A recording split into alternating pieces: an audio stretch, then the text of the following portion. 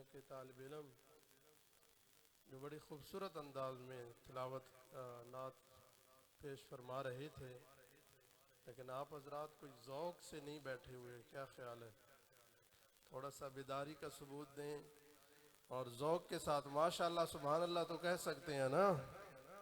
اللہ کے گھر میں بیٹھے ہوئے ہیں، ذکر ہی ہو رہا ہے، کوئی پابندی تو نہیں ہے، کوئی ڈر بھی نہیں ہے آپ لوگوں کو۔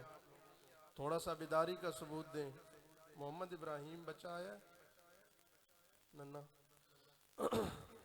نوید صاحب نے بھیجا، جو ندیم نے، اچھا چلو۔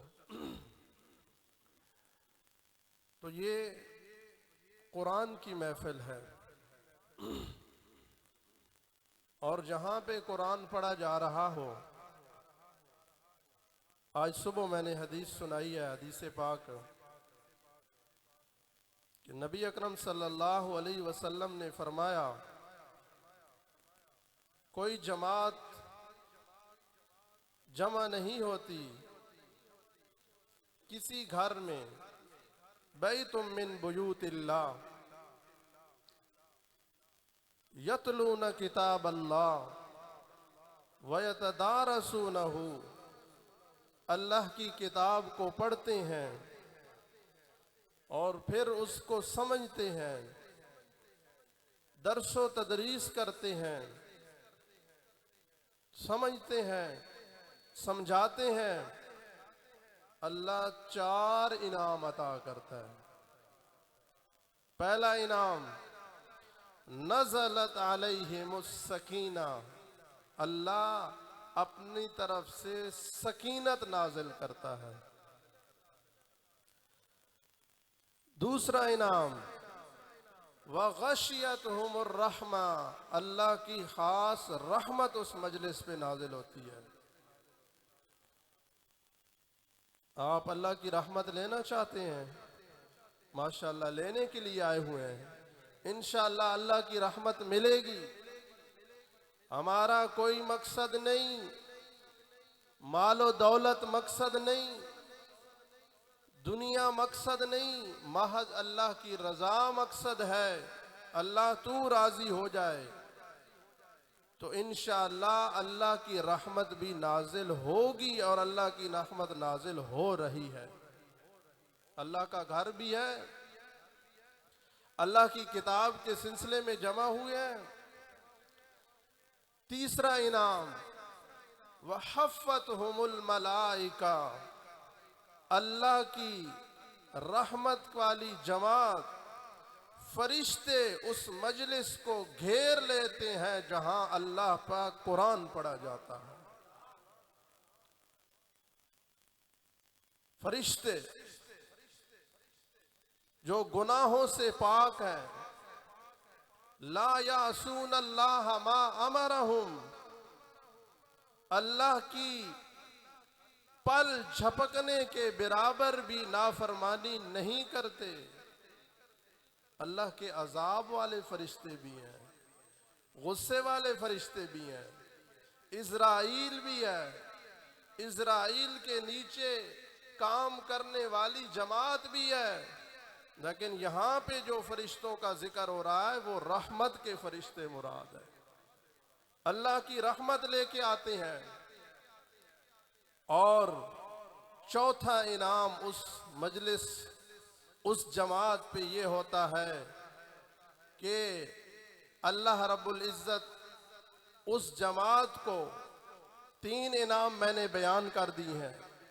سکینہ نازل ہوتا ہے، رحمت ڈھانپ لیتی ہے، فرشتے اس مجلس کو گھیر لیتے ہیں، اور فرمایا اللہ اپنا ذکر کرتے ہیں ان بندوں کا اپنی مجلس میں، جو فرشتوں کی مجلس ہوتی ہے، اللہ کی مجلس ہوتی ہے۔ سبحان اللہ، اللہ کی مجلس، کیا ہی اس مجلس کے کہنے، سامنے فرشتوں کی جماعت، اللہ فرماتے ہیں او فرشتوں، دیکھو جب میں اس مخلوق کو پیدا کر رہا تھا اس وقت تم نے اعتراض کیا تھا، کیا اللہ یہ خون بہائیں گے، वयस्फिकु दिमा, और अल्लाह फसाद करेंगे जमीन में, खून रेजियां करेंगे।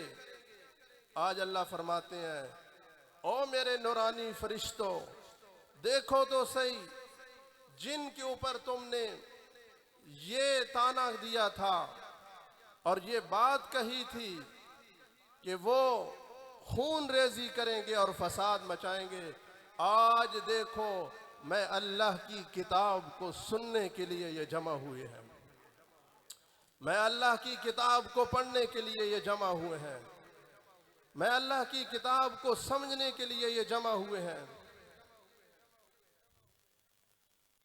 तो अल्लाह रब्बुल इज़्ज़त अपने यहाँ उस मजलिस में उस तज़किरा करते हैं कि जाओ देखो मेरे फरिश्तों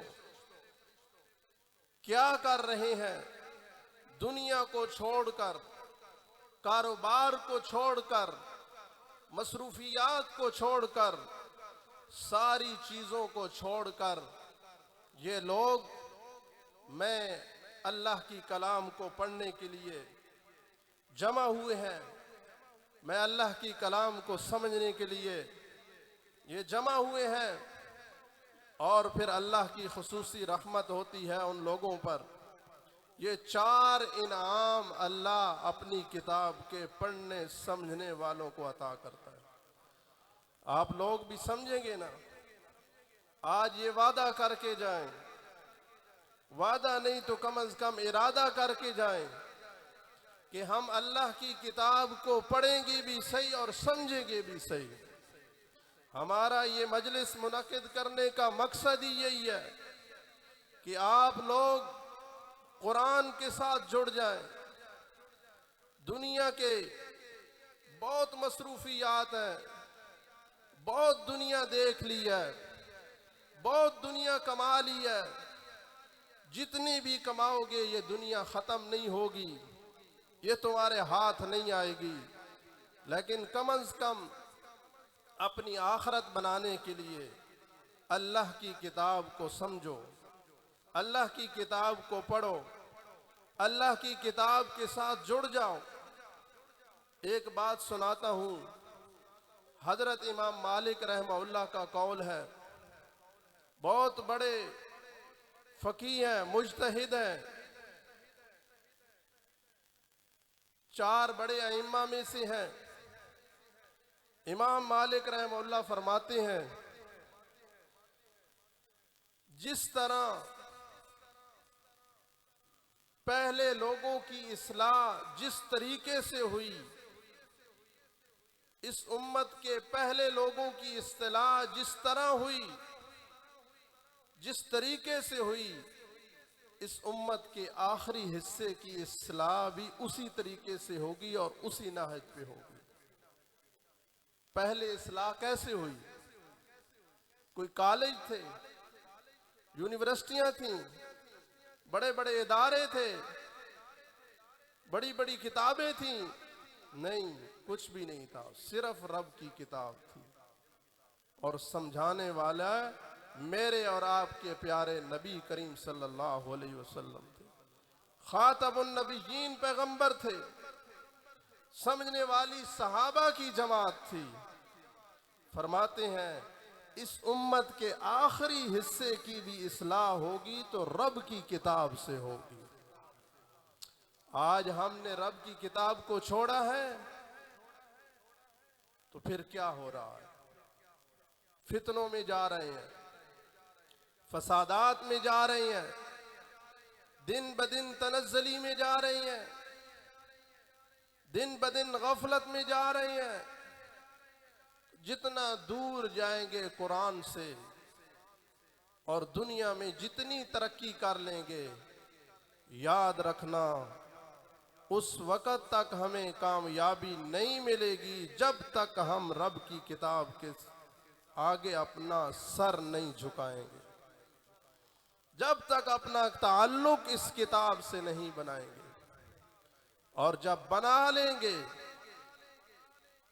जब इस किताब के साथ ताल्लुक मजबूत हो जाएगा, फिर ये किताब दिखाएगी, बताएगी اللہ کا تعارف بھی کرائے گی، دنیا میں رہنے کا طریقہ بھی بتائے گی، والدین کا ادب بھی بتائے گی، نماز روزہ حج زکوٰۃ بھی بتائے گی، رشتوں کے حقوق بھی بتائے گی، معاشرے میں رہنے کا طریقہ بھی بتائے گی، اخلاق بھی بتائے گی، بد اخلاقی بھی بتائے گی، تہذیب بھی بتائے گی، بد تہذیبی بھی بتائے گی۔ لیکن شرط یہ ہے کہ ایک دفعہ تم لوگ اس قرآن کے نزدیک آؤ اور اس قرآن کے ساتھ اپنا تعلق قائم کرو۔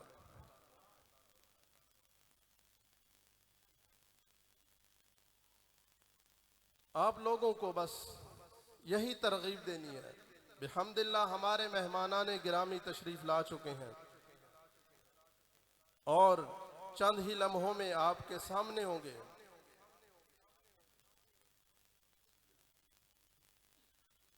عرض کرنے کا مقصد یہ ہے کہ آپ لوگ اس کتاب کے ساتھ اپنا تعلق مضبوط کریں۔ حمد و نعت کے لیے میں دعوت دیتا ہوں مولانا محمد عدنان عمر صاحب کو کہ وہ تشریف لا چکے ہیں تو آگے تشریف لے آئیں۔ بس آپ کے سامنے بیان صاحبزادہ صاحب حضرت مولانا ذل الرحمان فاروقی صاحب تشریف لا چکے ہیں، وہ آپ کے سامنے خصوصی بیان فرمائیں گے۔ اس سے پہلے آپ حضرات کے سامنے ایک اہم اعلان رکھنا چاہتا ہوں کہ بحمداللہ جس طرح یہ ہمارا قرآن مجید مکمل ہوا ہے، الحمدللہ ہم مزید چاہتے ہیں کہ ایک دو قدم اور بڑھ کر ہم اس قرآن مجید کی خدمت کریں اور اپنا تعلق مضبوط کریں۔ آپ بھی انشاءاللہ ارادہ کرتے ہیں نا؟ تو اس کے لیے اللہ اگر ہمیں توفیق دی، اور انشاءاللہ اللہ کی رحمت پہ بڑی امید ہے کہ وہ توفیق دے گا، تو اس میں تھوڑی سی ہم تبدیلی یہ کریں گے کہ قرآن مجید کا درس پہلے صرف میرے سامنے قرآن ہوتا تھا، اب آپ کے سامنے بھی قرآن ہوگا انشاءاللہ۔ پہلے میں زبانی ترجمہ کرتا تھا، اب آپ کو بھی انشاءاللہ میں بتاؤں گا کہ اس لفظ کا یہ معنی بھی ہے، اور اس کے ساتھ ساتھ آپ کو تلاوت بھی پڑھاؤں گا تاکہ آپ کی جو تلاوت کی غلطیاں ہیں، لفظی غلطیاں ہیں، تلفظ کی غلطیاں ہیں، وہ بھی ٹھیک ہو جائیں۔ اور اس کے ساتھ ساتھ آپ کو گرامر بھی بتاؤں گا کہ اس لفظ کا حقیقی معنی کیا ہے اور یہاں پر اس کا معنی کیا مراد ہے۔ یہ 3 اضافے انشاءاللہ میں اپنے ترجمے میں کروں گا۔ آپ تمام حضرات نے میرا ساتھ دینا ہے اور بڑھ چڑھ کر حصہ لینا ہے تاکہ ہمارا تعلق قرآن کے ساتھ مضبوط ہو جائے۔ جس کلام کو ہم صبح و شام پڑھتے ہیں، پتہ تو چلے وہ ہمیں کہتی کیا ہے، اس کے آنے کا مقصد کیا ہے، اور اس کے آنے کی غرض غایت کیا ہے۔ کیا صرف تلاوت کر لینا، یا صرف ضرورت کے وقت اس کو استعمال کر لینا، یا برکت کے لیے پڑھ لینا، یا مکان میں پڑھا دینا، یا میت کو ایصال ثواب کرا دینا؟ نہ میرے دوستو، ہم نے یہی مطلب سمجھا ہوا ہے اور پورے معاشرے میں یہی کچھ چل رہا ہے۔ ضرورت ہے پڑھا لو، برکت حاصل کر لو، ضرورت ہے دعا کرا دو، بس اس سے آگے ہمارا قرآن سے تعلق بڑھ ہی نہیں رہا۔ کیوں؟ وجہ یہ ہے کہ ہم اس کو آگے تعلق چاہتے ہی نہیں ہیں۔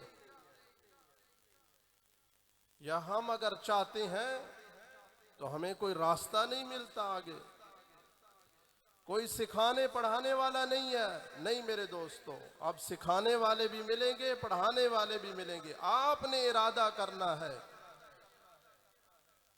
اس کلام کو پڑھنا ہے، سمجھنا ہے، سیکھنا ہے، اس کے مطابق زندگی گزارنی ہے۔ ہماری جماعت بحمد اللہ جمعیت اشاعت التوحید و سنہ، جس کے زیر اہتمام یہ کانفرنس اور یہ منعقد کی گئی ہے، اس کا مین مقصد ہی یہی ہے کہ دنیا میں قرآن عام ہو، قرآن کی تبلیغ ہو، قرآن کی دعوت ہو، قرآن کے ذریعے مسائل حل ہو، قرآن کے ذریعے مسائل بتائے جائیں، اور دنیا کے کونے کونے میں یہی آواز لگا رہے ہیں، لوگوں آ جاؤ قرآن کی طرف، اسی میں رحمت ہے، اسی میں بخشش ہے، اسی میں مغفرت ہے، اسی کے ساتھ کامیابی ہے۔ دیکھو جب ضرورت پڑتی ہے، آپ بھی سمجھتے ہیں، دعا کروانی ہے تو قرآن پڑھائیں گے، برکت حاصل کرنی ہے تو قرآن پڑھائیں گے۔ جب سمجھتے ہیں کہ ساری کامیابی اور سب کچھ اسی کے ساتھ ہے، تو پھر زندگی میں بھی اسی کو نافذ کرو، زندگی بھی اسی کے مطابق کرو، اور اپنی زندگی کو اس کے مطابق گزارنے کی کوشش کرو۔ تو یہ میرا آپ کو اعلان پسند آیا ہے؟ تائید کرتے ہیں اور اس کا ساتھ بھی دیں گے، خصوصاً نوجوان طبقہ۔ نوجوانوں سے میری درخواست ہے کہ آپ خدا کے لیے یہ موبائلوں سے اور یہ اس فتنے سے باہر نکلیں۔ یہ دن بدن آپ کو گمراہی کی طرف لے کے جا رہا ہے۔ مستند علماء سے قرآن سیکھیں۔ آج ہر بندہ مفتی بنا بیٹھا ہے، ہر بندہ عالم بنا بیٹھا ہے، ہر بندہ مجتہد بنا بیٹھا ہے اردو کی کتابیں پڑھ کے۔ میں آپ کو ایک بات بتاؤں، ہمارا آدھے سے زیادہ حصہ عربی کی کتابوں میں موجود ہے۔ آدھے سے زیادہ دین کا حصہ عربی کتابوں میں ہے۔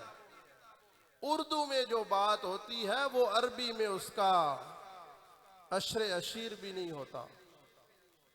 اردو میں بات بدل جاتی ہے، معنی اور مفہوم میں تبدیلی آ جاتی ہے۔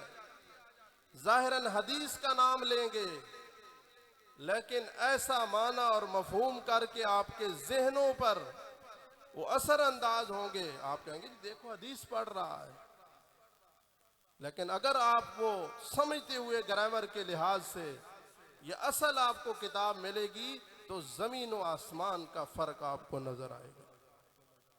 اس لیے ہر جو ہے مسئلے بتانے والا اور ہر کوئی اپنے آپ کو عالم اور مفتی کہنے والا اس کی بات نہ مانے۔ مستند علماء سے پوچھیں، چاہے جس فرقے کے بھی ہے، جس مسلک کے بھی ہے، جہاں سے آپ کا تعلق ہے، لیکن ہو مستند، کم از کم آپ گمراہی کی طرف نہیں جائیں گے، آپ کو بات کی حقیقت کا پتہ ہوگا۔ تو میری باتیں لمبی ہوتی جائیں گی۔ ہمارے مہمانان خصوصی بحمد اللہ تشریف لا چکے ہیں، اور اب ان کا خطاب آپ کے سامنے شروع ہونے والا ہے۔ لے آؤ نا خطیب صاحب۔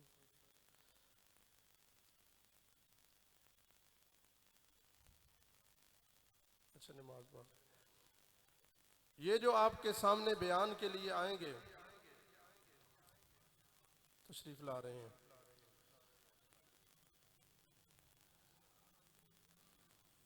نعرہ تکبیر، نعرہ تکبیر، تاج و تخت ختم نبوت، عظمت صحابہ، عظمت مصطفیٰ، عظمت قرآن، حضرت مولانا ذل الرحمن فاروقی صاحب۔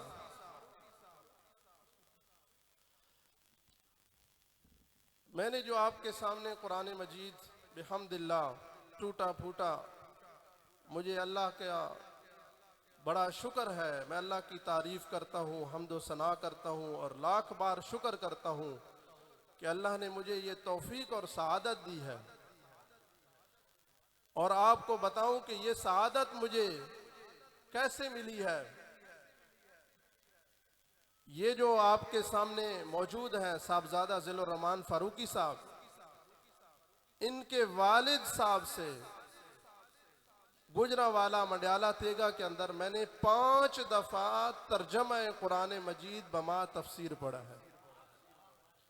آپ کو یاد ہوگا سن 2021 تھا یا 22 تھا، ان کے والد صاحب یہاں پہ آئے تھے جب بڑے بھائی مولانا ابراہیم صاحب نے قرآن مجید مکمل کیا تھا۔ اس وقت وہ آئے تھے ان کے قرآن کی تکمیل پر، وہ بڑے تھے تو میں نے کہا میں چھوٹا ہوں، میرے بھائی بھی ہیں، ایک درجہ مجھ سے آگے ہیں، اللہ نے آواز بھی دی ہے اور قرآن سمجھانے کا انداز بھی دیا ہے، تو میں نے کہا ایک نئی چیز بھی ہو جائے گی اور آپ لوگوں کے ساتھ تعارف بھی ہو جائے گا، آپ لوگ زیارت بھی کر لیں گے۔ تو میں نے اپنی خواہش کرتے ہوئے ان کو دعوت دی اور بحمداللہ یہ ہماری مختصر سی دعوت پہ آپ کے سامنے تشریف لا چکے ہیں۔ ہم ان کا شکریہ ادا کرتے ہیں اور تمام علماء کرام جو ارد گرد سے تشریف لائے ہیں، یہ جو ان کے ساتھ آئے ہیں یہ میرے استاد ہیں مولانا محمد عثمان فاروقی صاحب، بحمداللہ یہ وہاں پر اسی ادارے میں مدرس ہیں، میں ان کا بھی شکریہ ادا کرتا ہوں، اہلا و سہلا مرحبا کہتا ہوں، ان کی بڑی قربانیاں ہیں، اللہ قبول فرمائے۔ تو وہاں پر میں نے 5 سال قرآن مجید ترجمہ اور تفسیر کے ساتھ پڑھا بحمداللہ۔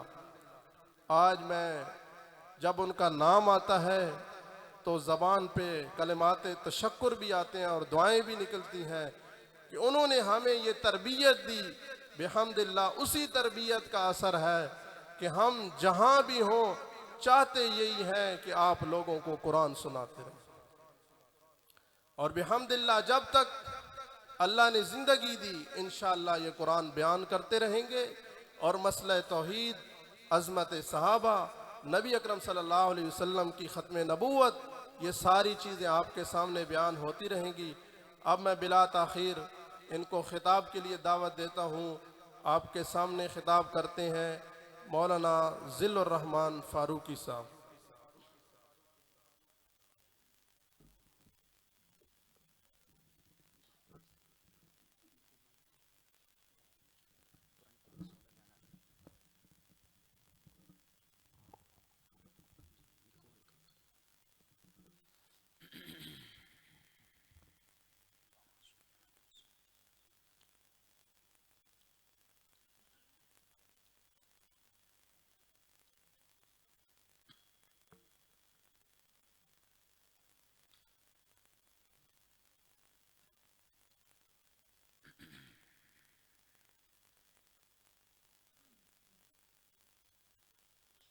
الحمد لله وحده والصلاة والسلام على من لا نبي بعده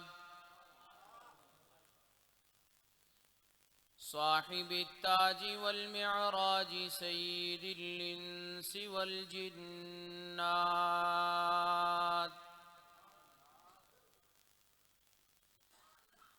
محبوب رب الأرض والسماوات الذي اسمه مكتوب في الإنجيل والتوراة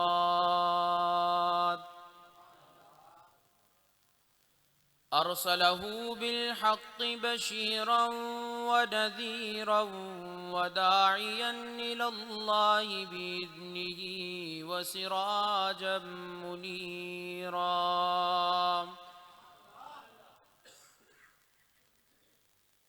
أما بعد فأعوذ بالله من الشيطان الرجيم بسم الله الرحمن الرحيم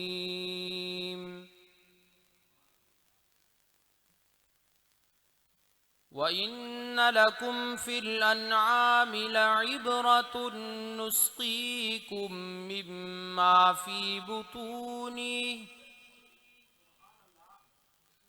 وَإِنَّ لَكُمْ فِي الْأَنْعَامِ لَعِبْرَةً نُسْقِيكُم مِّمَّا فِي بُطُونِهِ من بين فرث ودم لبنا خالصا سائغا للشاربين سبحان ربك رب العزة عما يصفون وسلام على المرسلين والحمد لله رب العالمين اللهم صل على سيدنا ومولانا محمد وعلى آل سيدنا ومولانا محمد أفضل صلواتك بعدد معلوماتك وبارك وسلم ثم صل عليه. حاضرین مجلس،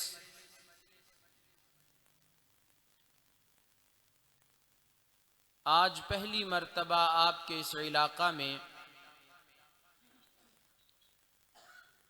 اپنے مشفق اور محترم عالم باعمل حضرت مولانا محمد ابراہیم صاحب حفظہ اللہ تعالی اور عالم نبیل برادرم حضرت مولانا محبوب الحسن صاحب کی پرخلوص دعوت پہ حاضری کا شرف حاصل ہو رہا ہے. دعا فرمائیں کہ رب تعالی مجھے اپنے ارادے کے مطابق صحیح بیان کی توفیق نصیب فرمائیں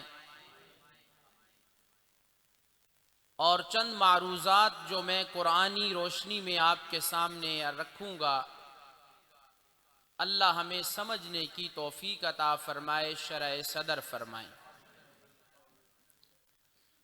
دوستو، بات بیان شروع کرنے سے پہلے خوب یاد کر لیں اور اسے دل میں جگہ دیں. مجھے بیانات کرتے ہوئے کافی سال ہو گئے. میرا ہدف جہاں بھی جاؤں قرآن کا کوئی ایک حصہ سمجھانا مقصود ہوتا ہے. اگر آپ کی توجہ رہے گی تو انشاءاللہ العزیز قرآن کریم کا وہ حصہ جو میں نے ابھی تلاوت کیا ہے اس کا ایک معنی و مفہوم تو ہر موحد کے ذہن میں ہوتا ہے،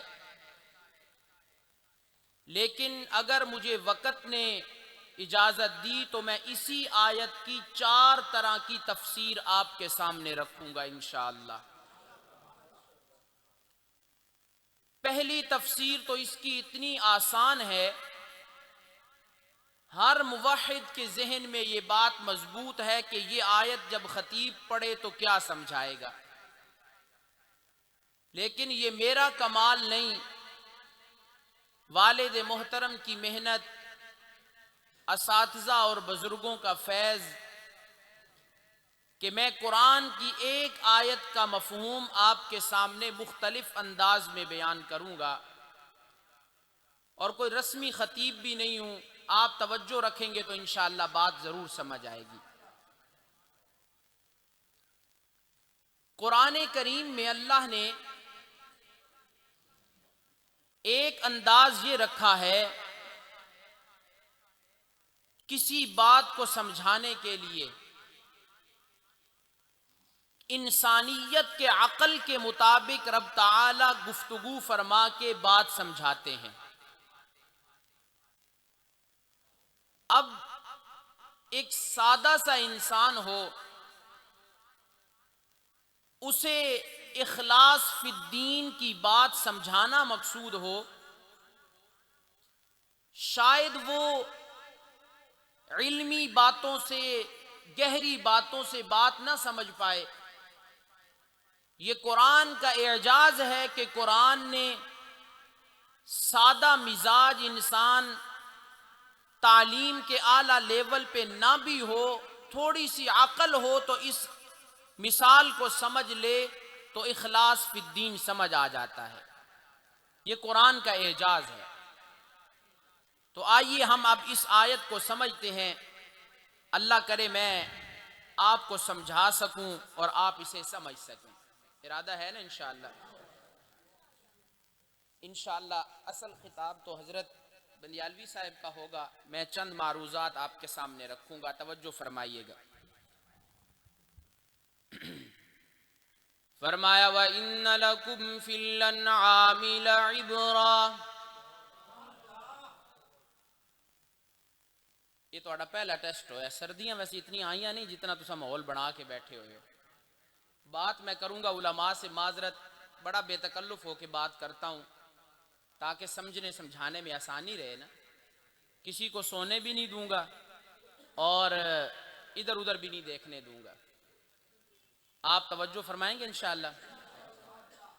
فرمایا وَإِنَّ لَكُمْ فِي الْأَنْعَامِ لَعِبْرَةً نُسْقِيكُم مِّمَّا فِي بُطُونِهِ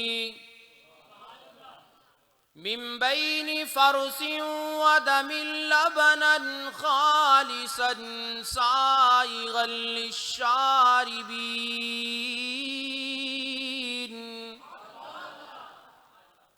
لگ رہا کہ ماحول بن جائے گا انشاءاللہ۔ جہاں سارا قرآن آپ کو درسوں میں سنا دیا گیا، وہاں کیوں نہ قرآنی مجلس کا ماحول بنے۔ اللہ مبارک فرمائے ہمارے بھائی کی یہ محنت۔ ہم 5-6 سال اکٹھے پڑھتے رہے ہیں۔ یہ ایک درجہ مجھ سے پیچھے تھے تو بڑے اس وقت کے مدرسے کے جامعہ کے جو لائق طلباء تھے ان میں ان کا شمار تھا، اور ہمیں خوشی ہوتی ہے کہ اللہ نے انہیں ایک اچھی مسجد عطا کی کہ جس میں نمازی سننے والے ہیں۔ اب ذرا سنیے گا، رب تعالی نے فرمایا سورہ نحل میں 14ویں پارے میں آیت نمبر 66، فرمایا وَإِنَّ لَكُمْ فِي الْأَنْعَامِ لَعِبْرَةً۔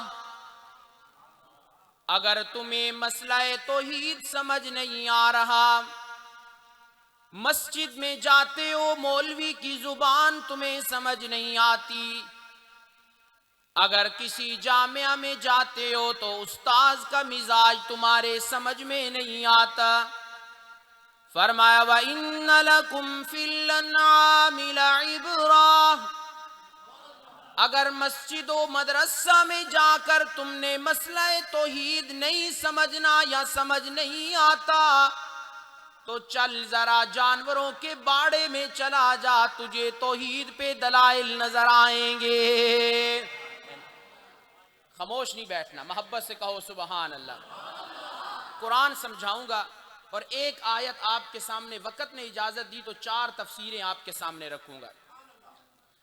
رب تعالی نے فرمایا دیکھنا ذرا کالے رنگ کی بھینس کو، نسقیکم مما فی بطونہ من بین فرث ودم، ہم تمہیں کالے رنگ کی بھینس جو چارہ کھاتی ہے، ہم نے اس کے اندر ایسی مشینری لگا دی، ہم نے اس کے اندر ایسا سسٹم جاری کر دیا ہے کہ اس کے معدے سے جو چیز تیار ہوتی ہے، ہم کچھ کا خون بنا دیتے ہیں، کوئی گوبر بن جاتا ہے۔ فرمایا من بین فرث ودم لبنا خالصا سائغا للشاربین، ہم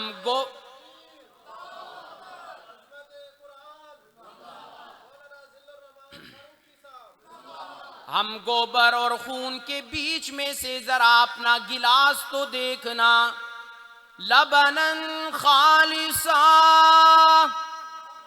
ہم کتنا خالص دودھ تیرے برتن میں ڈال دیتے ہیں، گائے کا بھینس کا رنگ اور گوبر کا رنگ اور خون کی رنگت کچھ اور، لیکن تیرے برتن میں آنے والے دودھ میں کوئی اور رنگ نظر نہیں آتا۔ رب تعالی مسئلہ کیا سمجھانا چاہتے ہیں؟ فرمایا جس طرح تیرے برتن میں میں نے خالص دودھ ڈال دیا، اسی طرح جب تو میری مسجد میں آئے گا نا، جب تو میرے گھر میں آئے گا نا، تو تیری عبادت کرتے ہوئے بیچ میں شرک و بدعت کی ملاوٹ نہیں، عبادت خالص ہوگی تو صرف کس کے لیے ہوگی؟ یہ تو بڑی سادی سی تفسیر ہے، آپ سب کو پتہ ہے، لیکن میں اس تفسیر پہ بھی قرآن کے ایک دو حوالے آپ کے سامنے رکھوں گا۔ معلوم ہوا دینا کے لوگوں، ہماری عبادات کے لائق صرف کون ہے؟ ہماری قولی بدنی مالی عبادت کا حقدار صرف کون ہے؟ بتاؤ نا کون ہے؟ آئیے یہ میرے سامنے قرآن کریم اور اس کا 30واں پارہ، بڑی قرآن کریم کی ننھی سی چھوٹی سی سورت، فرمایا قل هو اللہ احد، میرے محبوب اعلان فرما دیجئے وہ اللہ ایک ہے، اس کا شریک نہیں۔ آؤ دینا کے لوگوں ایک بات سمجھانا چاہتا ہوں، قرآن کی تفسیر سمجھانے کا مزاج رکھتا ہوں۔ مولا تو نے یہاں پہ اپنا ایک ہونا ذکر کیا، تو نے احد کا لفظ بولا ہے، واحد کا لفظ کیوں نہیں بولا؟ احد کا معنی بھی ایک، مولا واحد کا معنی بھی ایک ہے، تو نے یہاں قل هو اللہ احد کیوں کہا ہے؟ رب تعالیٰ نے مسئلہ سمجھا دیا، احد کا معنی بھی ایک، دیکھنا واحد کا معنی بھی ایک، لیکن واحد اس ایک کو کہتے ہیں جو کبھی جا کے دو بھی ہو جاتا ہے۔ میں کسی سے پوچھتا ہوں یار کتنے بھائی ہو؟ کہتا ہے اکیلا ہوں، ممکن ہے دو ہو جائیں۔ میں نے پوچھا کتنی بیٹے ہیں؟ کہنے لگا میں ایک بیٹا ہے میرا، ممکن ہے اللہ اور عطا کر دے۔ میں کسی سے پوچھتا ہوں تیری بیویاں کتنی ہیں؟ کہتا ایک ہے، ممکن ہے اور ہو جائے۔ اس کو واحد کہا جاتا ہے۔ لیکن دینا کے لوگوں ذرا محبت میں سبحان اللہ ضرور کہنا، احد اس ایک کو کہا جاتا ہے جس میں دو ہونے کا امکان نہیں۔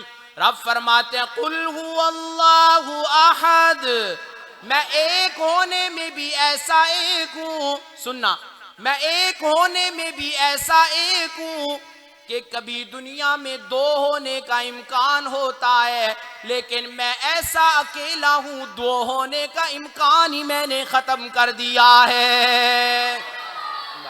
مسئلہ سمجھ آ گیا؟ تو پھر عبادت صرف کس کی ہونی چاہیے؟ یہ ساؤنڈ والے بھائی سے کہوں گا ذرا ایکو کم کریں اور گلے پہ اثر نہ پڑے۔ مسئلہ سمجھ آ گیا آپ کو؟ یہ اس آیت کی پہلی تفسیر ہے۔ اللہ کہتے ہیں گوبر خون کے بیچ میں سے دودھ دیا، کتنا خالص دے دیا دودھ، اور پھر اس میں نے کسی قسم کی ملاوٹ نہیں رکھی، تو تیرے سجدے پھر غیروں کو کیوں ہوں؟ تیرے سجدے غیروں کو کیوں ہوں؟ آئیے دینا کے لوگوں ایک مسئلہ سمجھانے لگا ہوں، ذرا محبت میں مجھے جواب دو نا۔ رب تعالیٰ نے ہمارے چہرے میں دو آنکھیں بنائی، دو کان بنائے، دو ہونٹ بنائے، لیکن رب تعالیٰ نے زبانیں کتنی بنائی ہیں؟ بولو نا کتنی بنائی؟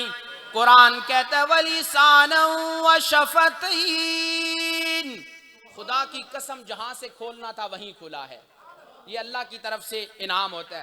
فرمایا وَلِسَانًا وَشَفَتَيْن، ہم نے انسان کو ایک زبان عطا کی ہے۔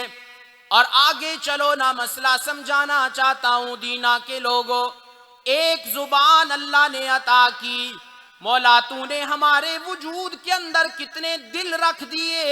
رب تعالیٰ کہتے ہیں ذرا کھولنا سورہ احزاب اور اس میں پڑھ کے دیکھ، ما جعل اللہ لرجل من قلبین فی جوفی، میں نے زبان ایک عطا کی ہے، میں نے دل ایک عطا کیا ہے، اور اگلی بات سنو نا دینا کے لوگوں، ماتھا بھی اللہ نے ایک عطا کیا ہے، اشارہ کر دیا اے انسان تیرے ایک دل میں توحید میں بھی میں اکیلا ہونا چاہیے، پھر تیری ایک زبان کے اوپر اقرار بھی توحید اور عبادت کا صرف میرے لیے، اور جب دل میں توحید آ گئی جو ایک ہے، زبان پہ اقرار آ گیا توحید کا جو ایک ہے، اب تیرا ایک ماتھا بھی جھکنا چاہیے، تو صرف کس کے در پہ جھکنا چاہیے؟ اللہ کے در پہ۔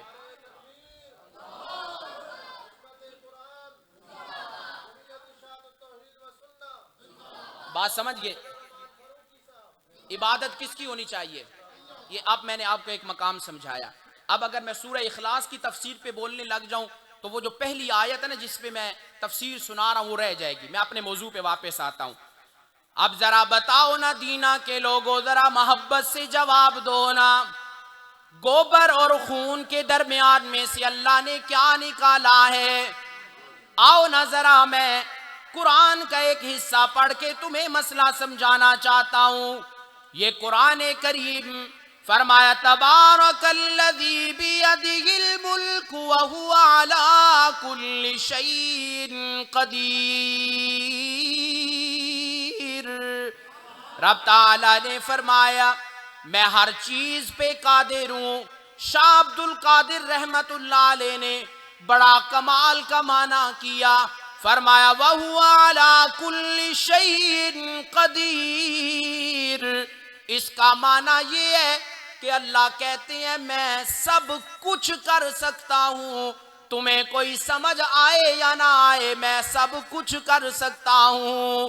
آؤ ذرا میں آپ کو دینا کے لوگوں بڑی سادی سی اور جٹ مزاج کی بات سمجھانے لگا ہوں۔ آج یہاں پہ 4 گلاس پڑے ہوں، ہر گلاس کے اندر پانی پڑا ہو، دنیا کا ماہر سے ماہر انسان آ جائے، اس گلاس کو الٹا کرے گا تو پانی اندر نہیں رہے گا، نیچے گر جائے گا۔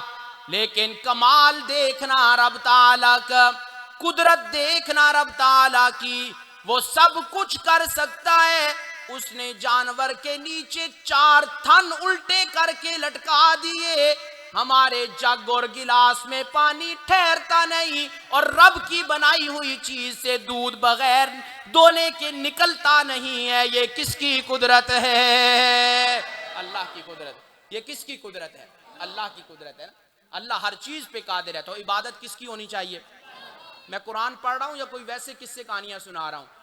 یہ چند منٹ میں قرآن کتنی جگہ سے کھول کے دکھا دیا۔ خدا را قرآن سے تعلق بناؤ۔ میرے بھائی کہہ رہے تھے نا، ابھی میں کمرے میں بیٹھ کے سن رہا تھا، ہمارے دین کا اکثر حصہ عربی لغت پہ منحصر ہے، لیکن ہم نے گوگل کو اپنا جامعہ سمجھ لیا ہے، ہم نے اس کو اپنا مدرسہ، ہر کوئی مفتی بنا بیٹھا ہے، ہر کوئی تحقیق اپنی پیش کر رہا ہے۔ اب سمجھیے گا ذرا بات، دینا کے لوگوں آؤ نا ذرا مجھے ایک بات سمجھاؤ، بتاؤ نا عبادت ہے تو صرف کس کی؟ صرف کس کی عبادت؟ یہ میرے سامنے 27واں پارہ ہے جی۔ رب تعالیٰ نے فرمایا وَمَا خَلَقْتُ الْجِنَّ وَالْإِنسَ إِلَّا لِيَعْبُدُونَ۔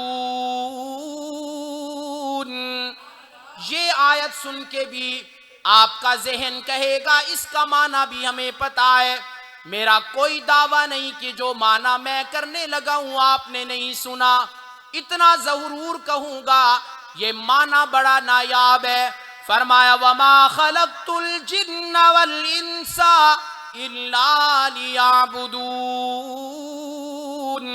رب تعالیٰ نے فرمایا میں نے جنوں انسانوں کو پیدا کیا، بتاؤ صرف کس کے لیے بنایا ہے؟ بولو بولو، کس کو معنی پتا ہے؟ صرف کس کے لیے بنایا؟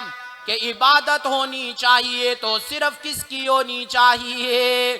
اب ذرا ایک جواب دو نا، توجہ میری طرف رکھو نا۔ فرمایا لیعبدون، یہ لام استعداد کا ہے۔ معنی سننا ذرا، بڑی پیاری بات سمجھانے لگا ہوں۔ آج کچھ لوگ کہتے ہیں نا او جی کیا کرے، نماز پڑھی نہیں جاتی، ہمت ہی کوئی نہیں، کہتے ہیں نا کیا کرے جی فلاں کام نہیں ہو سکتا، ہمت نہیں ہے دین کے کاموں میں، نیکی کے کاموں میں۔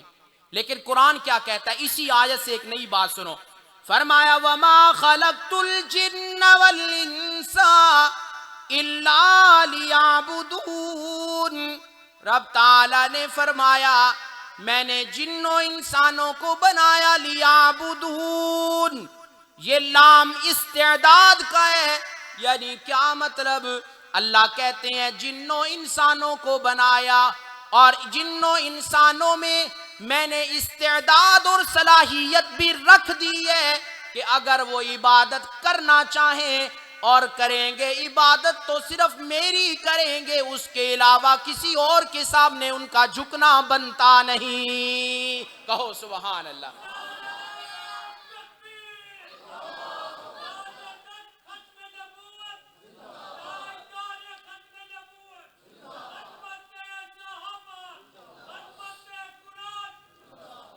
بات سمجھ گئے؟ اب اس آیت کی پہلی تفسیر مکمل ہو گئی۔ عبادت کس کی ہوگی؟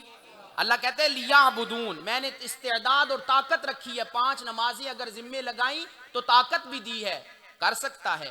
مہینہ روزے رکھے فرض کیے تو طاقت بھی دی ہے۔ لیعبدون میں لام استعداد کا، کہ جنوں انسانوں کو اگر عبادت کے لیے بنایا تو یہ نہیں کہ بوجھ ڈال دیا، پہلے صلاحیت دی ہے پھر حکم دیا ہے عبادت کا۔ بات سمجھ گئے؟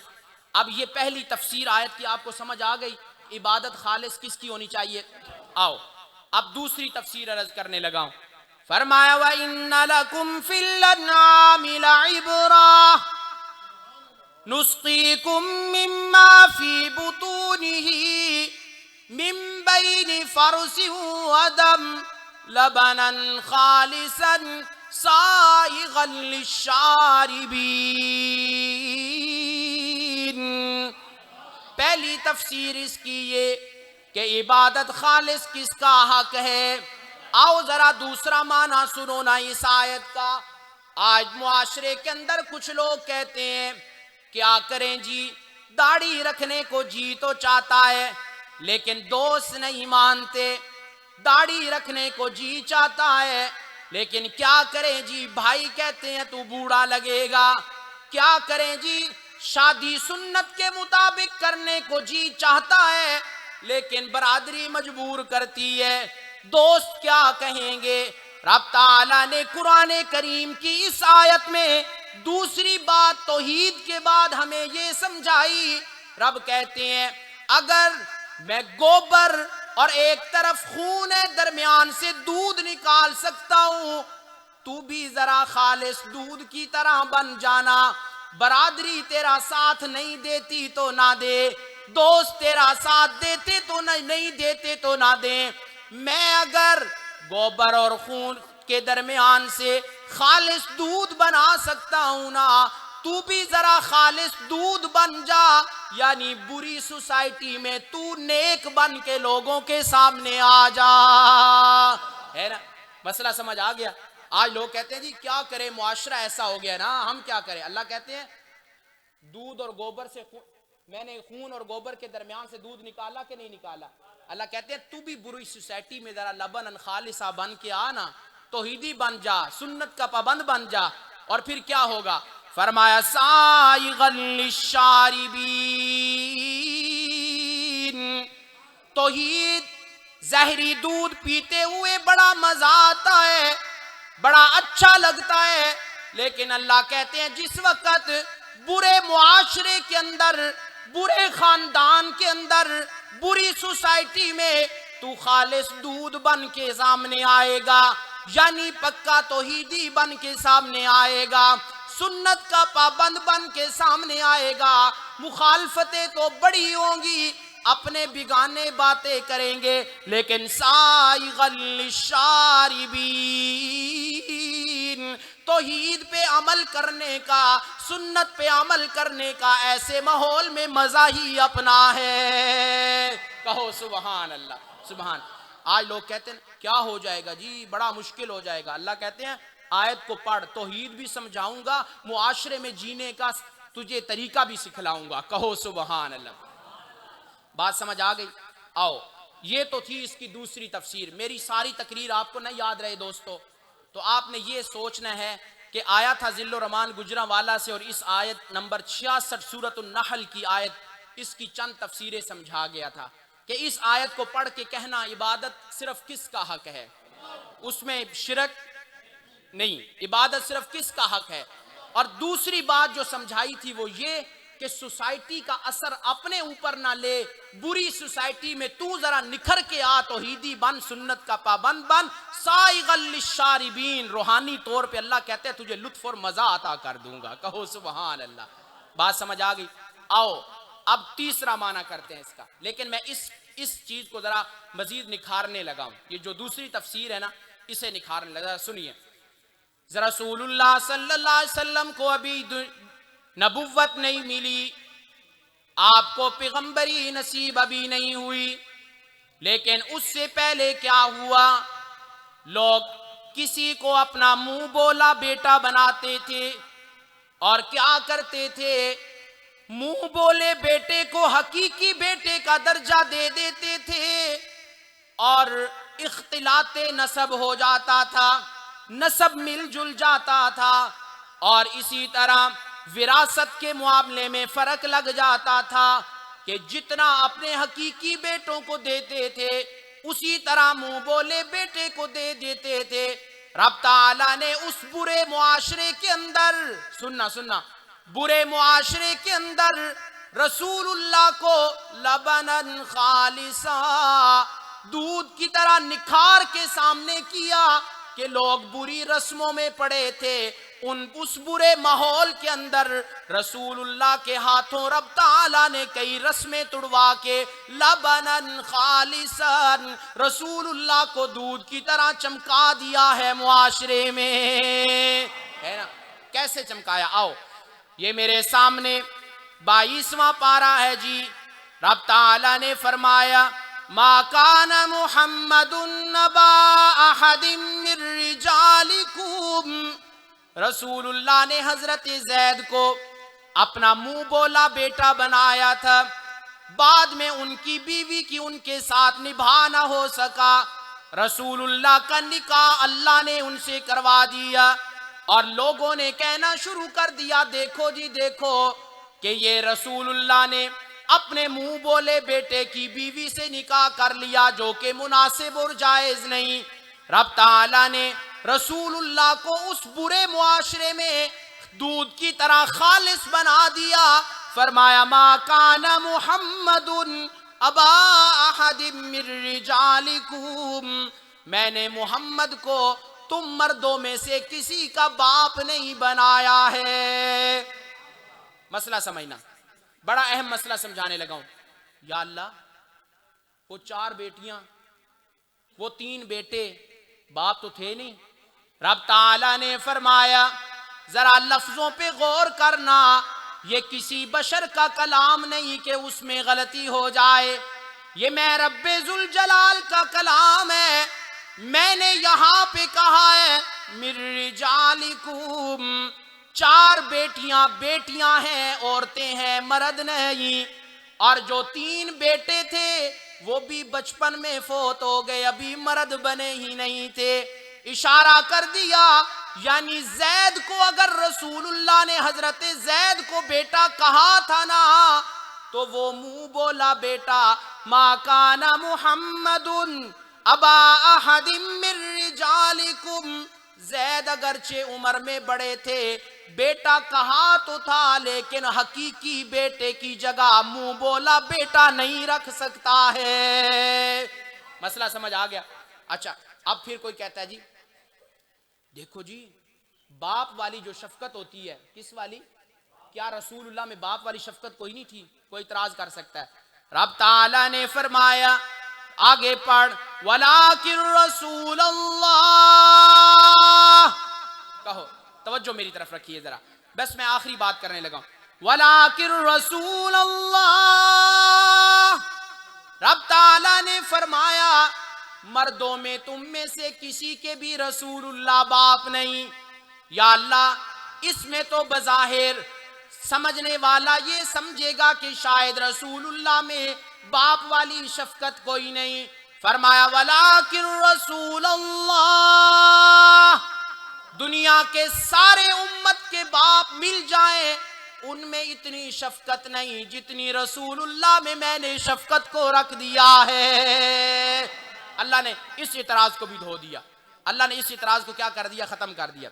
اچھا یا اللہ، اب سننا، اگلی بات سننا، قرآن سمجھو، قرآن سمجھنے کا ذوق پیدا کرو. اگلی بات سمجھو. کوئی کہہ سکتا ہے اچھا باپ جدوں تک زندہ ہوئے تے صحت مند ہوئے تاں اولاد دا امکان ہے، ویسے کوئی نہیں ہوتا ہے نا. حقیقت تو یہی ہے. شاید کوئی رسول اللہ کے بارے میں کہتا اچھا جی مردوں میں کسی کے باپ بھی کوئی نہیں، چلو رسول بن گئے ٹھیک ہے، جب تک ہیں اس وقت تک آپ کے روحانی اولاد صحابہ ہیں، بعد میں کوئی نہیں. اللہ کہتے ہیں نہیں، یہ نظام تیرا نہیں، یہ میرا ہے. فرمایا ما کان محمد نبا احد من رجالکم، مردوں میں کسی کے باپ نہیں، لیکن باپ والی شفقت میں نے اتنی رکھی کہ ولیکن رسول اللہ. اگلا جملہ سننا دینا کے لوگوں، جسے جسے رسول اللہ سے پیار ہے کوئی خاموش نہیں رہے گا، محبت میں سبحان اللہ ضرور کہنا. کوئی کہہ سکتا ہے مولوی صاحب باپ جب تک زندہ ہو تب تک دنیا میں اولاد آنے کا امکان ہے. رسول اللہ دنیا سے چلے گئے 63 سال عمر پائی، اب رسول اللہ کے روحانی بیٹے ختم ہو گئے. قرآن کہتا ہے نہیں، وخاتم النبیین، اب قیامت کی صبح تک اب اگر نبوت چلے گی تو محمد الرسول اللہ کی، اور قیامت کی صبح تک جو جو کلمہ پڑھ کے اسلام میں کے دائرے میں آتا جائے گا وہ رسول اللہ کا روحانی بیٹا بنتا چلا جائے گا. کہو سبحان اللہ. وخاتم النبیین، ہے نا بات. آؤ یہاں ایک اور دلیل سناتا ہوں. تھکے تو نہیں آپ لوگ؟ گال کوئی مشکل تو نہیں ہو گئی نا؟ قرآن کہتا ہے وَلَقَدْ يَسَّرْنَا الْقُرْآنَ لِلذِّكْرِ، اللہ کہتے ہیں ہم نے قرآن کو آسان کر دیا. یا اللہ سانو تے مولویوں دی گلاں سمجھ نہیں آندیاں. اللہ کہتے ہیں اگے پڑھ فَحَلْ مِن مُدَّكِرْ، دل کا برتن سیدھا تو کر، قرآن کیسے آئے گا اس میں. سمجھنے کی نیت سے بیٹھو، قرآن سمجھ ضرور آتا ہے. بات سمجھ گئے؟ اب یہاں ایک اور بات سمجھاؤں گا. اس آیت میں اللہ نے لفظ محمد ذکر کیا. قرآن میں 4 جگہ محمد صلی اللہ علیہ وسلم لفظ آیا ہے، اور چاروں جگہ اللہ نے کوئی اہم عقیدہ سمجھایا ہے. اس مقام پہ اللہ نے لفظ محمد صلی اللہ علیہ وسلم کہہ کر اہم عقیدہ ختم نبوت کا سمجھایا ہے. لیکن آؤ دینا کے لوگوں آپ کو ایک بات سمجھاتا ہوں، اللہ کرے میں بات سمجھانے میں کامیاب ہو جاؤں. رب تعالیٰ نے رسول اللہ کو جو نام عطا کیا ذاتی بولو کیا ہے؟ جس کا پیار ہے وہ بولے، جسے رسول اللہ کی ختم نبوت پہ اعتماد یقین ہے اس کا عقیدہ ہے وہ بولے. رسول اللہ کا نام ہے محمد صلی اللہ علیہ وسلم، اور محمد کا لفظ حمد سے بنا ہے. حمد کا معنی تعریف کرنا، اور حمد ہمیشہ آخر پہ ہوتی ہے. اشارہ سمجھ گئے ہو؟ اشارہ سمجھ گئے؟ محمد کا لفظ حمد سے بنا ہے. حمد کا معنی تعریف کرنا، اور حمد ہمیشہ آخر پہ ہوتی ہے. کیسے؟ ہم نے رات کو نیند کی ہے، صبح جب بیدار ہوئے نیند ختم ہوئی تو آخر میں کیا ہوا؟ الحمدللہ الذی احیانا بعدما اماتنا وَإِلَيْهِ النُّشُورُ. اور اسی طرح جب ہم نے کھانا کھا لیا ختم ہو گیا ہم کہتے ہیں الحمدللہ الذی اطعمنا وسقانا وجعلنا مسلمین. اب ذرا میرے ساتھ جواب دو نا. عقیدہ ختم نبوت سمجھانے لگا ہوں. حمد آخر میں، نیند ختم ہوئی تو حمد، کھانا ختم ہوا تو حمد، قیامت کے دن حساب و کتاب ختم ہوگا تو پھر بھی حمد ہوگی. وقیل الحمدللہ رب العالمین. رب تعالیٰ نے مسئلہ سمجھا دیا. حمد آخر میں ہوتی ہے. حمد کہاں ہوتی ہے؟ جواب دینا، لطف آئے گا. کھانا ختم ہوا تو کیا ہوئی؟ نیند ختم ہوئی تو کیا ہوئی؟ اور جب قیامت کے دن حساب و کتاب ختم ہوگا تو کیا ہوگا؟ حمد ہوگی. اللہ نے اشارہ کر دیا، آدم سے نبوت کا سلسلہ جاری کیا. کسی نبی کے نام میں میں نے حمد کا لفظ نہیں رکھا، اس لیے کہ حمد آخر پہ ہوتی ہے. رب تعالیٰ نے نبوت کا سلسلہ چلاتے چلاتے آخری پیغمبر کا نام حمد سے محمد بنا کے رکھ کے اشارہ کیا. جس طرح حمد آخر میں ہوتی ہے، نبیوں کے آخر میں سب سے آخر میں محمد ہی آئے گا. کہو سبحان اللہ.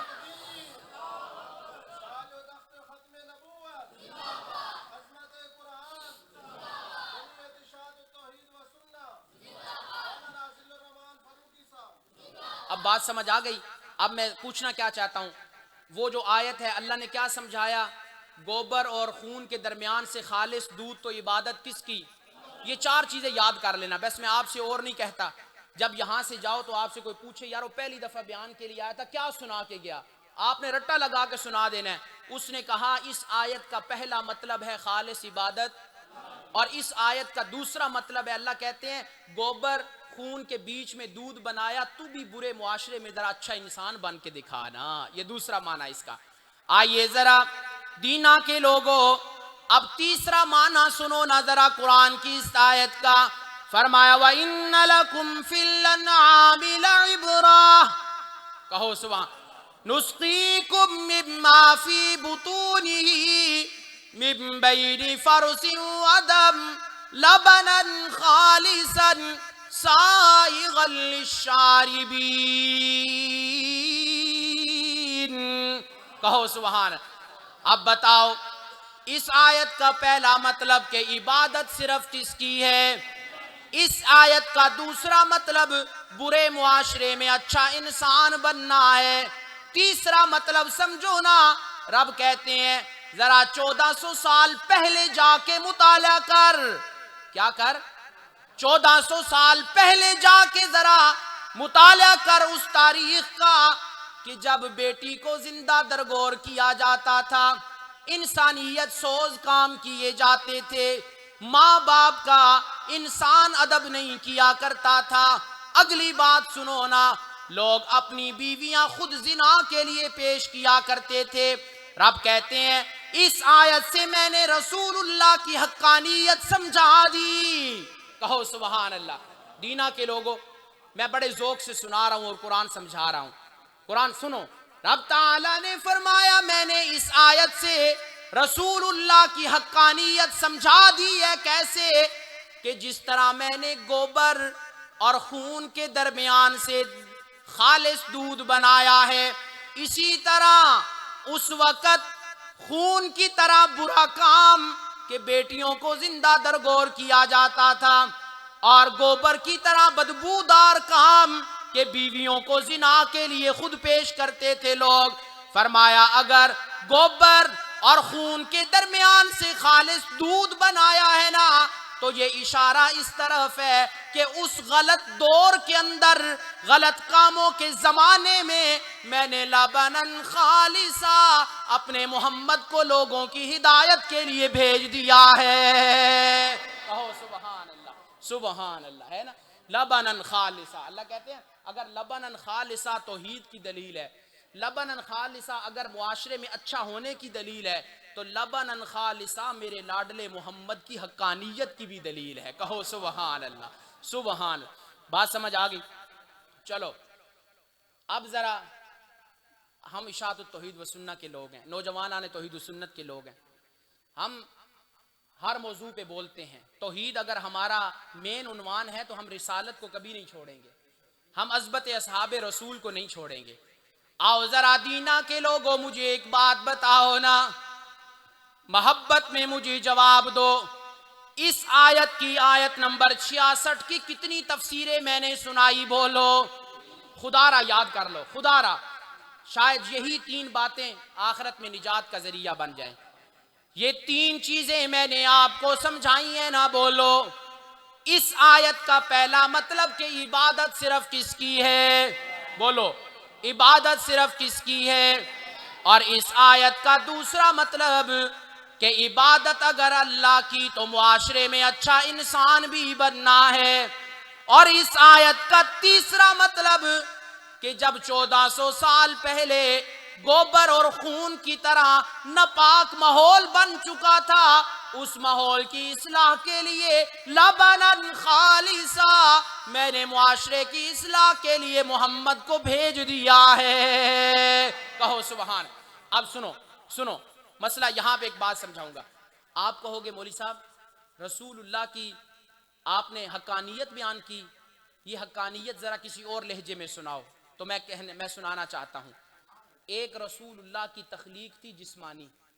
شمائل ترمذی میں علماء بیان کرتے ہوں گے, آپ سنتے ہیں کہ رسول اللہ کا چہرہ انور کیسا تھا, آپ کی آنکھیں کیسی تھیں, آپ کا ہاتھ کیسے تھے, شسن الکفین والقدمین, ادعج العینین, مفلج الاسنان, ذو مسربۃ اور مسیح القدمین, زخم الکرادیس, شائل الاطراف, زخم الراس. یہ رسول اللہ کا جسمانی تخلیق ہے.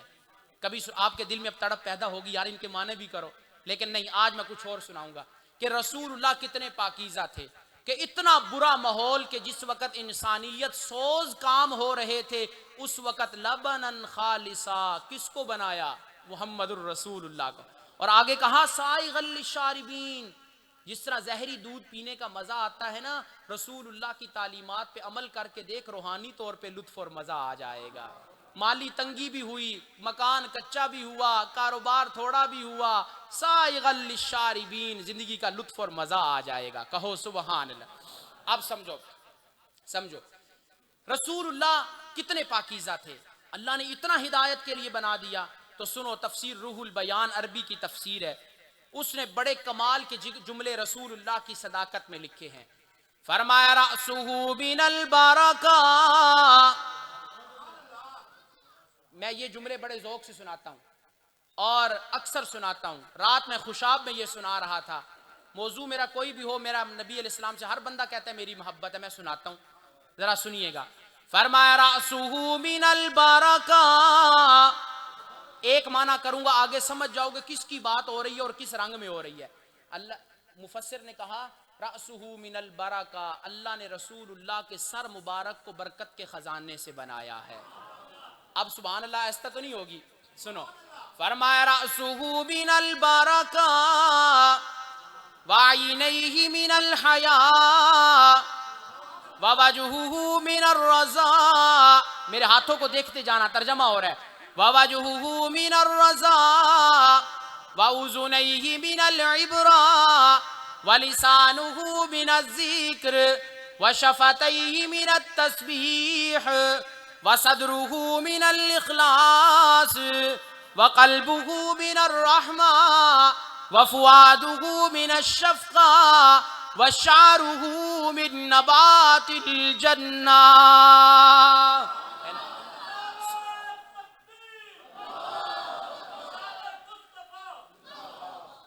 سنو ہاں مفسر کیا کہتا ہے, رأسہ من البرکہ, رسول اللہ کے سر مبارک کو اللہ نے برکت کے خزانے سے بنایا ہے. وعینیہ من الحیاء, آپ کی آنکھوں کو اللہ نے حیا سے بنایا ہے. ووجہہ من الرضا, رسول اللہ کے چہرہ انور کو اللہ نے اپنی پسند سے بنایا ہے. فرمایا وَلِسَانُهُ مِنَ الذِّكْرِ, رسول اللہ کی زبان کو اللہ نے اپنی ذکر اور یاد سے بنایا ہے.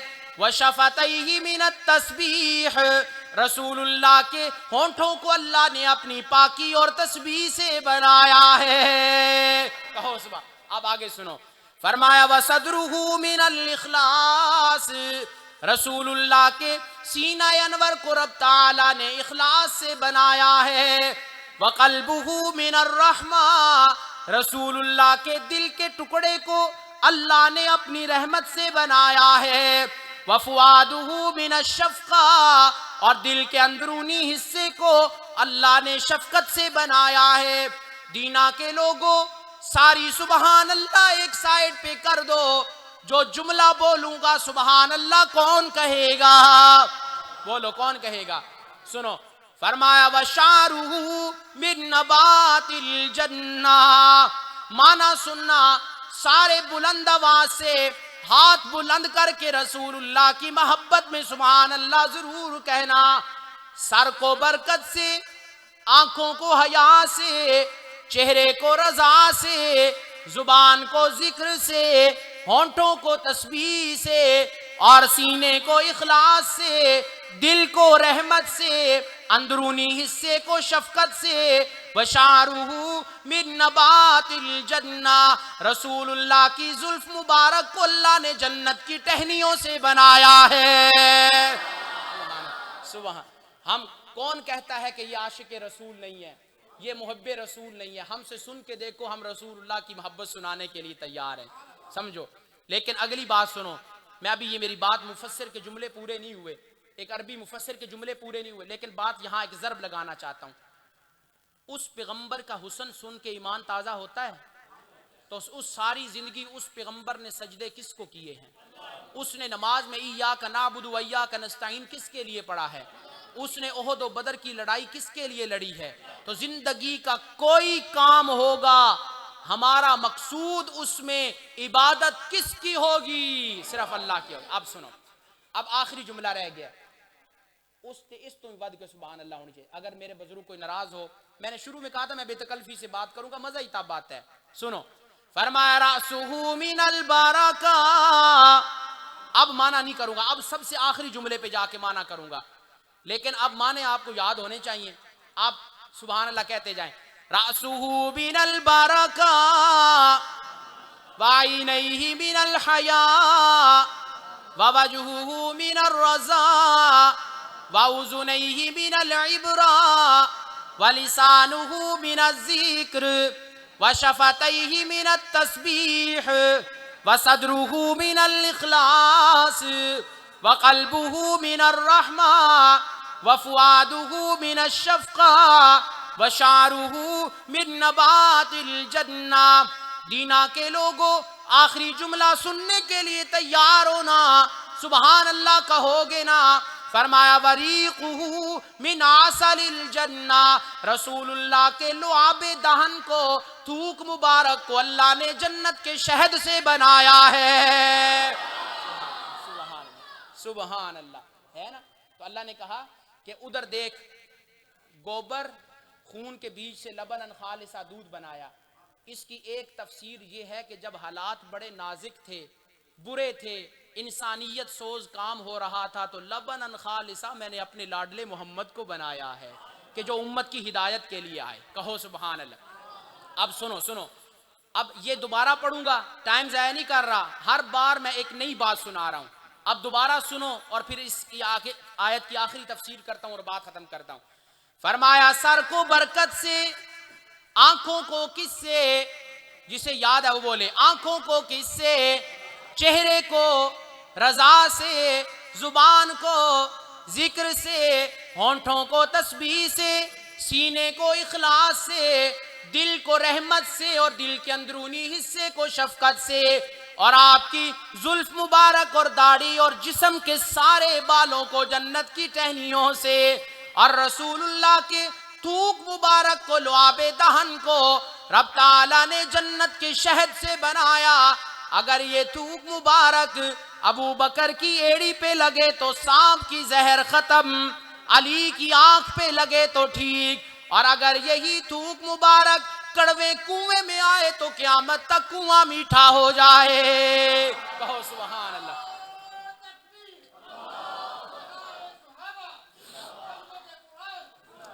سبحان اللہ۔ اب قرآن میں نے اس آیت کی کتنی تفسیریں سنائی ہیں؟ تو پہلی، عبادت خالص کس کی؟ دوسرا، برے معاشرے میں اچھا انسان بننا ہے۔ تیسرے نمبر پہ 1400 سال پہلے جب حالات برے تھے تو لبناً خالصہ ہدایت کے لیے کس کو بھیجا ہے؟ کتنے ہو گئے؟ کتنی تفسیریں ہو گئیں؟ یاد رکھو گے انشاءاللہ۔ اب چوتھی بات سنو، سنا دوں؟ مجھے چاہیے، میں چاہتا ہوں کہ اس سے بڑھ کے رسپونس آنا چاہیے تاکہ گجرانوالا واپس جاتے وقت میری تھکاوٹ اتر جائے، اس سے پہلے اتر جائے۔ کہو گے؟ فرمایا وَإِنَّ لَكُمْ فِي الْأَنْعَامِ لَعِبْرَةً، کہہ دو سبحان اللہ۔ ایک مفسر نے بڑی کمال کی بات لکھی ہے۔ ہم جمعرات کے دن بیٹھے تھے اپنے جامعہ میں، ایک عالم آ گئے، ایک اور بڑے قرآن سے ذوق رکھنے والے، عالم تو نہیں تھے، تفسیری ذوق رکھنے۔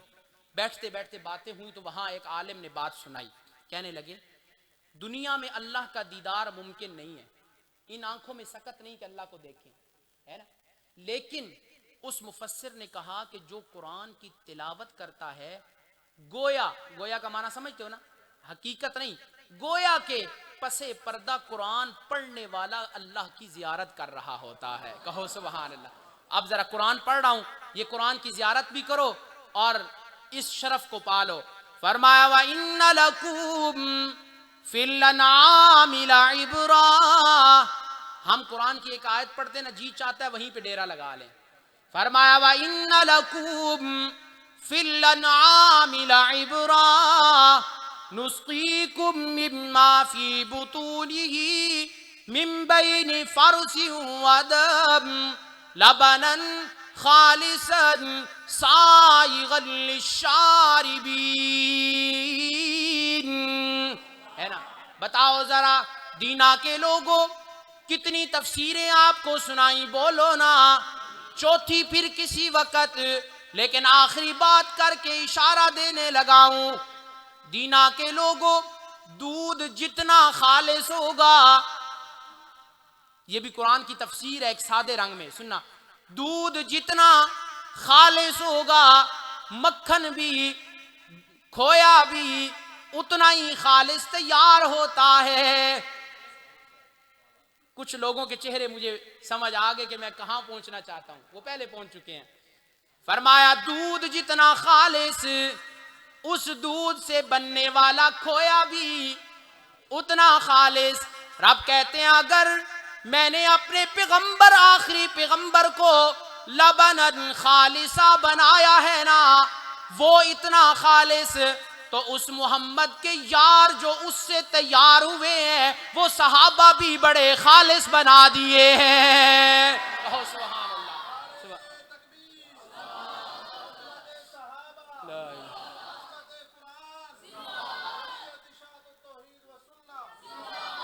بات سمجھ آ گئی آپ کو؟ تے دودھ ڈالنے کے، دودھ دو لینے کے بعد میں پانی ڈالنا اور اس کو خالص کرنے کے لیے، وہ خالص ہوتا ہے. تے اگر دودھ دون تو پہلے برتن دھون دے بانے پانی وچ رکھ کے پھر دودھ دونا، پھر بھی خالص ہے نہیں.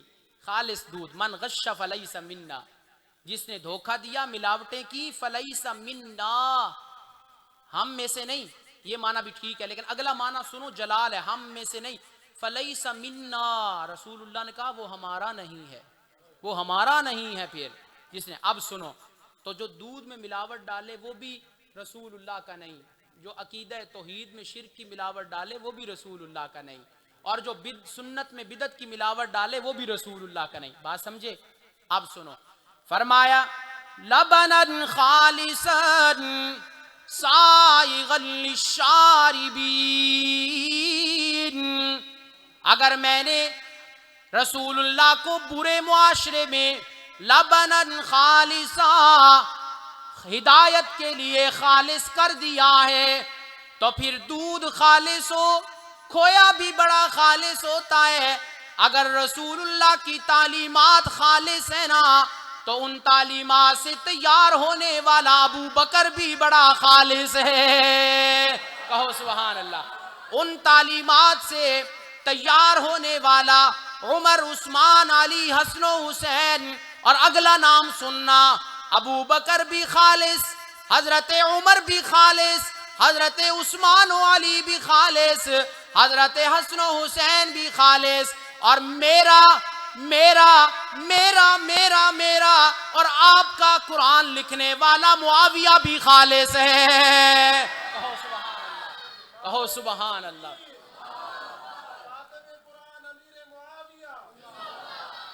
اب سنو، آؤ حضرت امیر معاویہ، حضرت معاویہ کی بات آئی تو قرآن کی ابتدا آ گئی. کیسے سنا بتاؤں؟